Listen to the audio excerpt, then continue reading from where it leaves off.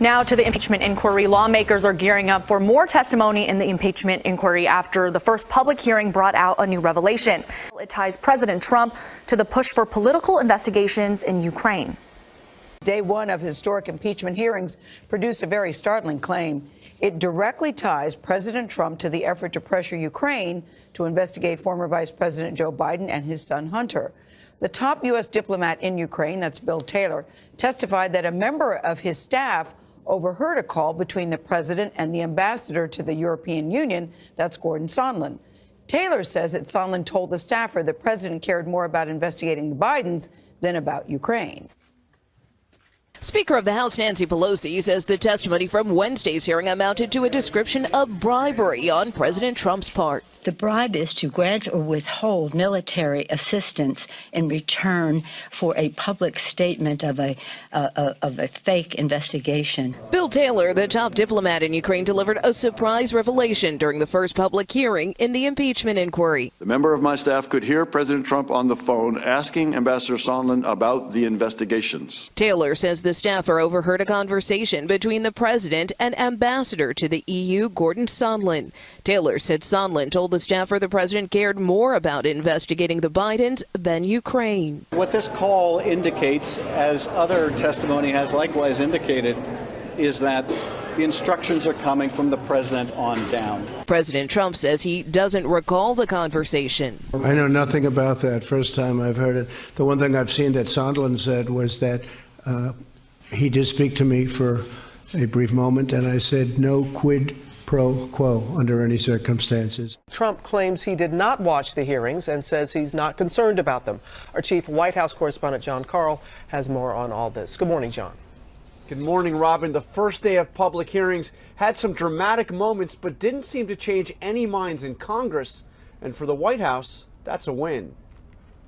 The president insisted he wasn't concerned at all about what went down on the first day of public impeachment hearings. This is a sham and shouldn't be allowed. At a joint press conference with the president of Turkey, President Trump claimed he was too busy to watch. I haven't watched for 1 minute because I've been with the president, which is much more important as far as I'm concerned. He denied new testimony that directly implicated him in the effort to pressure Ukraine to investigate his political opponents. Bill Taylor, the top U.S. diplomat in Ukraine, claimed one of his aides heard President Trump asking Ambassador Gordon Sondland about, quote, the investigations on a phone call. I know nothing about that. First time I've heard it. The one thing I've seen that Sondland said was that he did speak to me for a brief moment, and I said no quid pro quo under any circumstances. And while he said he didn't watch it, the president's Twitter account was busy retweeting more than 20 times Republican commentary about today's hearing. And the Trump campaign is raising money on all of this, trying to bring in $3 million in one day, calling it a fake hearing to interview never-Trumpers. The two witnesses Wednesday were both career diplomats who have served Democratic and Republican presidents. The bottom line for the White House is the hearing didn't change anything. Democrats are all but certain to impeach the president, but without any Republican defections, it will go nowhere in the Senate, and the White House will be able to portray it all as a campaign by Democrats against the president. The staffer who overheard the conversation is scheduled to give a closed-door deposition Friday, but Republicans say they really want to hear from the whistleblower who triggered the impeachment inquiry. I will not allow trial in the Senate to go forward with my vote unless the whistleblower comes forward. I will defend the rights of the whistleblower vehemently. Vehemently. The next person to take a seat for public testimony is former ambassador to Ukraine, Marie Yovanovitch, who was recalled from her post after President Trump's lawyer, Rudy Giuliani, orchestrated a smear campaign. Nicole Killian, CBS News, Capitol Hill. And Ambassador Sondland is expected to give his public testimony next week, where he'll likely be asked about having to revise his own closed-door testimony after other witness transcripts were released contradicting him. And the next public hearing on Capitol Hill begins tomorrow morning. CBS News will have live coverage right here on CBS 4. The gentleman asked if you could be wrong. Were you wrong when you said you had a clear understanding? Sir, I was not wrong about what I told you, which is what I heard. What you heard did not happen. You can't promote principled anti-corruption action without pissing off corrupt people.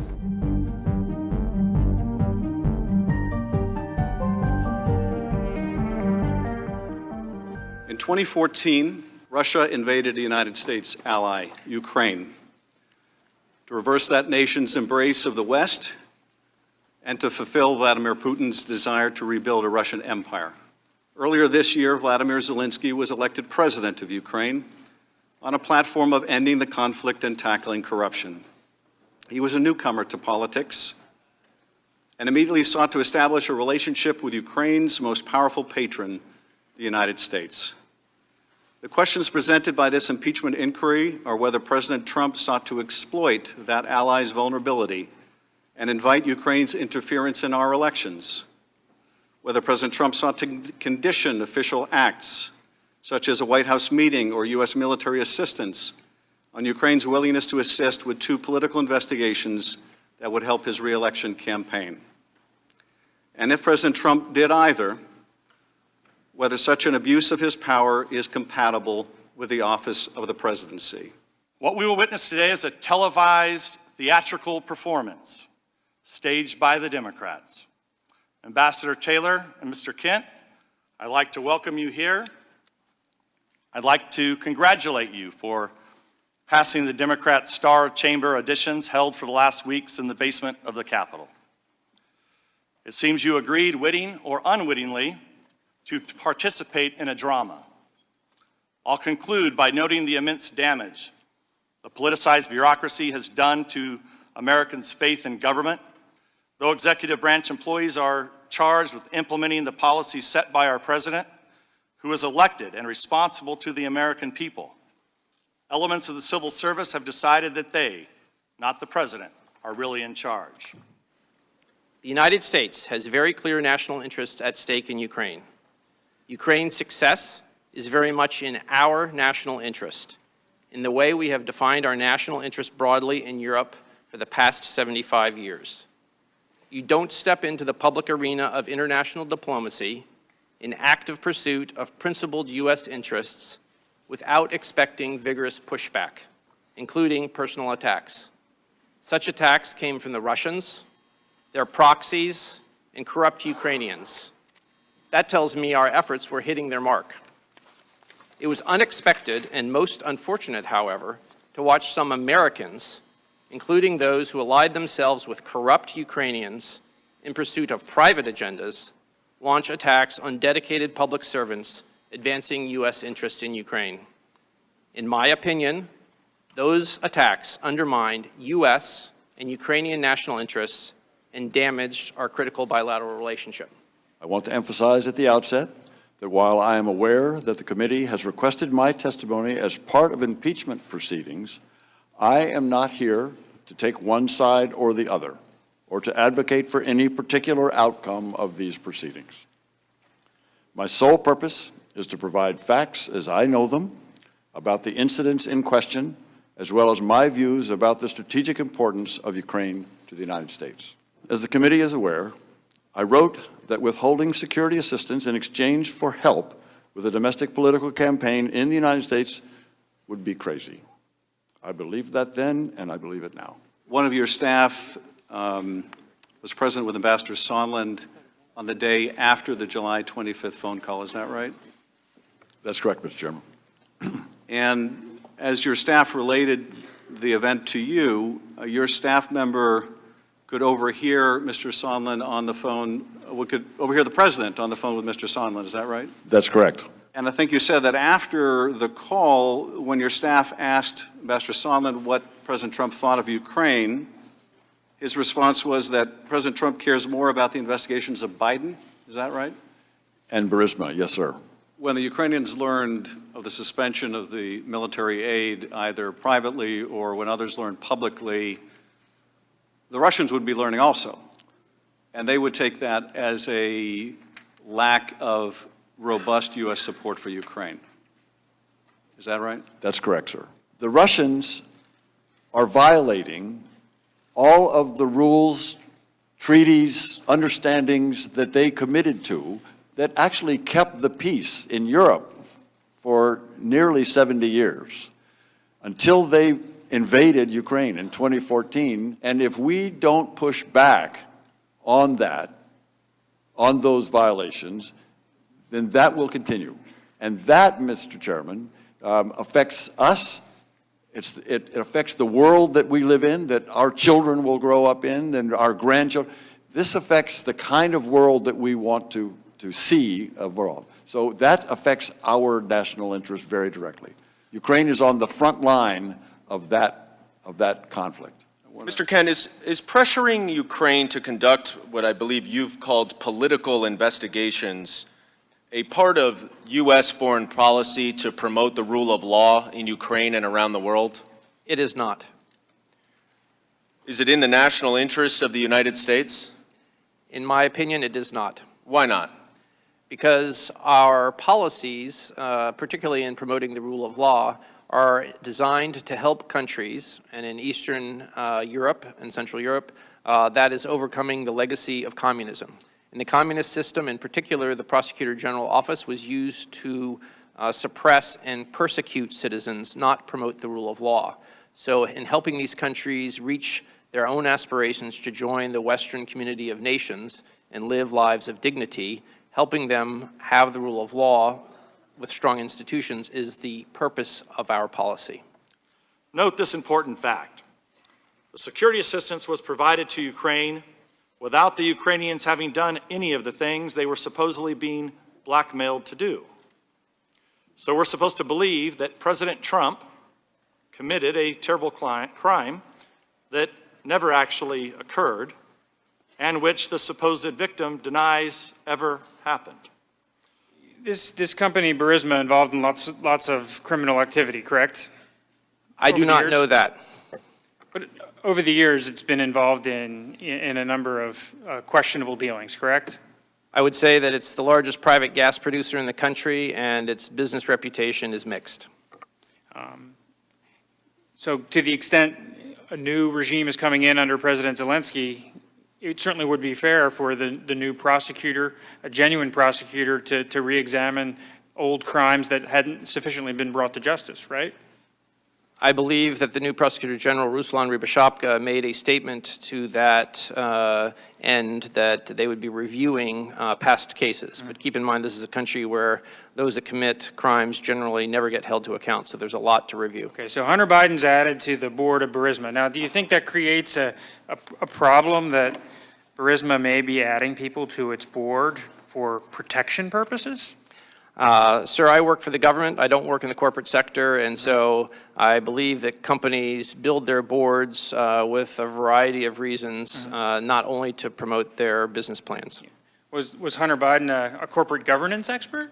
I have no idea what Hunter Biden studied at university or what his CV says. Like, is he the Jeffrey Sonnenfeld of the Ukraine? I have no awareness or knowledge of what his background was and what he may have done on the board of Burisma. So you don't know whether he has any business experience in Ukraine prior to joining Burisma's board? I've heard nothing about prior experience. Okay. No. Do you know if he speaks Ukrainian? I do not. Do you know if he possesses any other element other than the fact that he is the son of, at the time, the sitting vice president? I do not. Okay. In your deposition, you said this, and you said it again the first hour of the majority. My clear understanding was security assistance money would not come until President Zelensky committed to pursue the investigation. My clear understanding was they weren't going to get the money until President Zelensky committed to pursue the investigations. Now, with all due respect, Ambassador, your clear understanding was obviously wrong because it didn't happen. President Zelensky didn't announce he was going to investigate Burisma or the Bidens. He didn't do a press conference and say, I'm going to investigate the Bidens, we're going to investigate Burisma. He didn't tweet about it, and you just told the ranking member he didn't do the CNN interview and announce he's going to investigate Burisma or the Bidens. This is what I can't believe, and you're their star witness. You're their first witness. You're the guy. You're the guy based on this. Let me just say that I don't consider myself a star witness for anything. They do. You don't. No, I don't. I'm responding to your question. Please don't interrupt the witness. As I think I was clear about, I'm not here to take one side or the other or to advocate any particular outcome. So let me just restate that. Second thing is that my understanding is only coming from people that I talk to. So, Mr. Kent, as you look at this whole mess, Rudy Giuliani, President Trump, In your opinion, was this a comprehensive and whole-of-government effort to end corruption in Ukraine? Referring to the requests in July? Exactly. I would not say so. No, sir. Yeah, I don't think President Trump was trying to end corruption in Ukraine. I think he was trying to aim corruption in Ukraine at Vice President Biden and at the 2020 election. So, in this impeachment hearing today, where we impeach presidents for treason or bribery or other high crimes, where is the impeachable offense in that call? Are either of you here today to assert there was an impeachable offense in that call? Shout it out. Anyone? Mr. Ratcliffe, if I can just respond, let me just reiterate that I'm I've not got 1 here. minute left. I know Let you only got a minute just make left. this I've just point. got 30 seconds. Please allow the witness. You asked the witness a question. The witness I'll asked withdraw a the question. Mr. Ratcliffe, I would just like to say that I'm not here to do anything having to do with to decide about impeachment. That is not what either of us are here to do. This is your job. Thank you, Mr. Chairman. Ambassador, you testified about a number of things that you heard. Isn't it possible that the things that you heard were not true, that some of the beliefs and understandings that you had are not accurate, that in fact you're mistaken about some of the things that you testified today on a factual basis versus a professional assessment? Mr. Turner, I'm here to tell you what I know. I'm not going to tell you anything I don't know. I'm going to tell you everything that I do know. But since you learned it from others, that's exactly be right. You could be wrong, right, why I'm Mr. here. Taylor? But since you learned it from others, you could be wrong, correct? I am telling you what I heard them tell me. And they could be wrong, or they could be mistaken, or they could have heard it incorrectly. Right, Ambassador Taylor? People make mistakes. Right, so you could be wrong. I yield the rest of my time to Thank you, gentlemen, for yielding. Ambassador Taylor, the gentleman asked if you could be wrong. Were you wrong when you said you had a clear understanding that President Zelensky had to commit to an investigation of Biden's before the aid got released, and the aid got released and he didn't commit to an investigation? Mr. I was not wrong about what I told you, which is what I heard. That's all I've said. I've told you what I heard. And that's the point. What you heard did not happen. It didn't happen. For as long as I can remember, U.S. foreign policy has been predicated on advancing principled interest in democratic values, notably freedom of speech, press, assembly, religion, free, fair, and open elections, and the rule of law. Mr. Kent, when American leaders ask foreign governments to investigate their potential rivals, doesn't that make it harder for us to advocate on behalf of those democratic values? I believe it makes it more difficult for our diplomatic representatives overseas to carry out those policy goals, yes. How is that, sir? Well, there's an issue of credibility. They hear diplomats on the ground saying one thing, and they hear other U.S. leaders saying something else. Ambassador Taylor, would you agree with that, sir? I would. Is there anything you'd like to add about how it might make it more difficult for you to do your job, sir? Our credibility is based on a respect for the United States. And if we damage that respect, then it hurts our credibility and makes it more difficult for us to do our jobs.